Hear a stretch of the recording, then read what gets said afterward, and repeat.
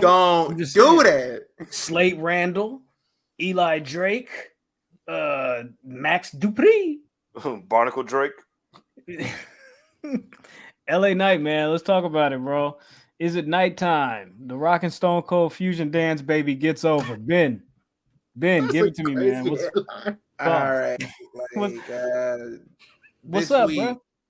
This week, Kevin Nash gone on his show and said that he feels that LA Knight is direct ripoff and nothing special. He feels like he's a ripoff of The Rock. And like, I just feel like I gotta say this. Like, you could definitely see those old school elements in LA Knight. You could definitely see it like with his cadence, the way he walks out there and everything like that. But it's throwback elements. He's not going out there and saying, like, can you smell what LA Knight is cooking, or like throwing the people's elbow and stuff like that. Like, and you got a whole lot of people calling him a ripoff. I've seen that too, like from other people. But let's not act like dude that was in the group with Kevin Nash didn't take everything that was superstar Billy Graham, put it into his character, and act like that man never existed. It was so bad, superstar Billy Graham had to get an entire new gimmick after Hogan came in and stole all his shit. Like, Ric Flair took Buddy Rogers' name, bro. He took that man's whole name and was like, yo, I'm just going to put that over here in front of my shit. And nobody batted an eye. And it might be a social media thing. It might be a newish thing where everybody likes to, be like, oh, man, he paying homage, or, oh, he got that from there, that they weren't doing that back then. But, like, I just feel like he's a throwback. I don't think he's stealing. I just think, like, yo, he's just, like, picking elements from there and, like, crafting a character together, because he's been doing this whole character since TNA. Yeah. Global Force. Like, bro, Ponzi scheme. He was doing that in the middle of a Ponzi scheme, bro. Global. He was the world champion during the Ponzi scheme. Yeah. Like, I totally agree with you. I think he's not a ripoff because everything to me feels natural. It doesn't feel forced.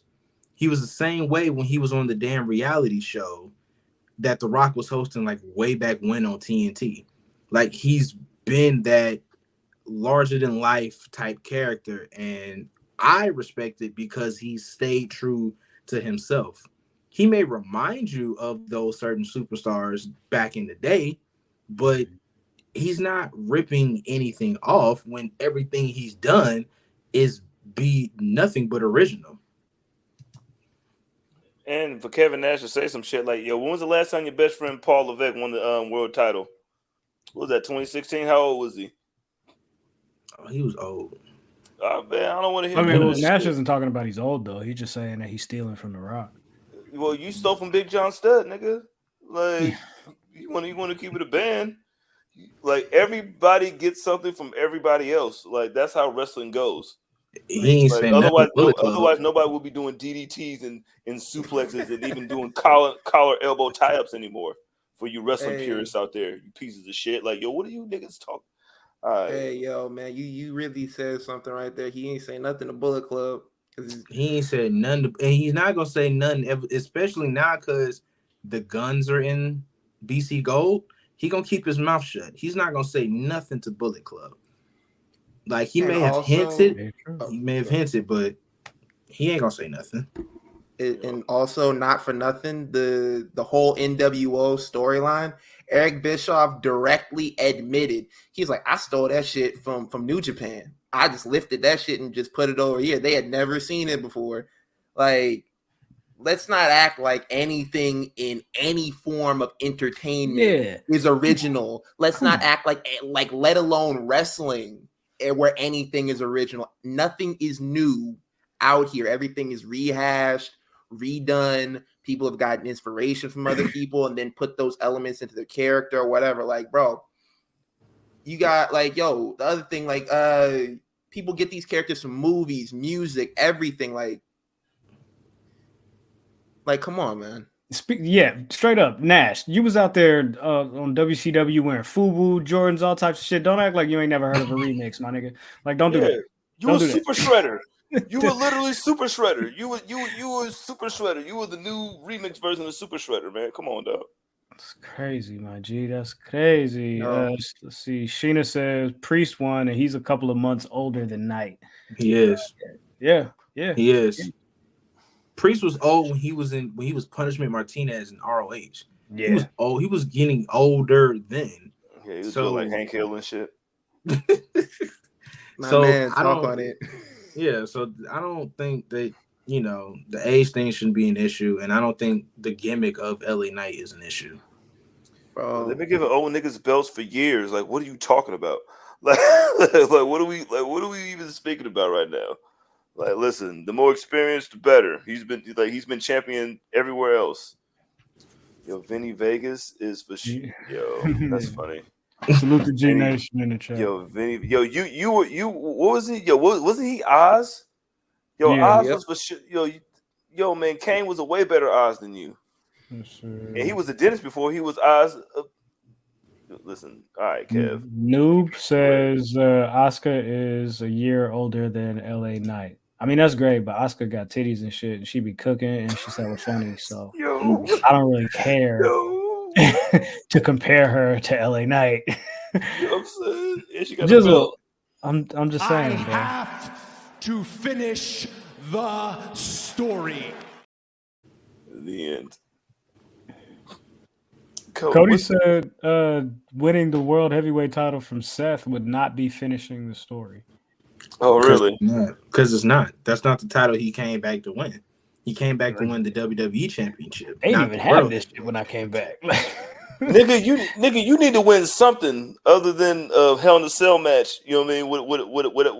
With half of your left side. Out. You know what I'm saying? You know what I'm saying? My whole left side. You know what I mean? Like Cedric the Entertainer. Like like you gotta win something. Like, how dare you? Nah, bro. Like, this just goes on to further the point that this new world title, this is a consolation prize, bro. Like, Cody was like, I don't want no parts of that shit. I'd rather get my brains beat in by Brock Lesnar than ever hold that shit on my shoulder, bro. Cody said, "Look, if Brock don't want it, then I don't want it. 6 months to a year from now, that title is going to mean so much more, and Seth's going to do such a great job with it. And then, you know, at that point, when people forget about it being a consolation prize, maybe I'll take a crack at it. It'll never be a consolation. It'll never not be a consolation prize. As long as Cody's in the company chasing Roman, it's going to be a consolation prize. It's going to always feel like that.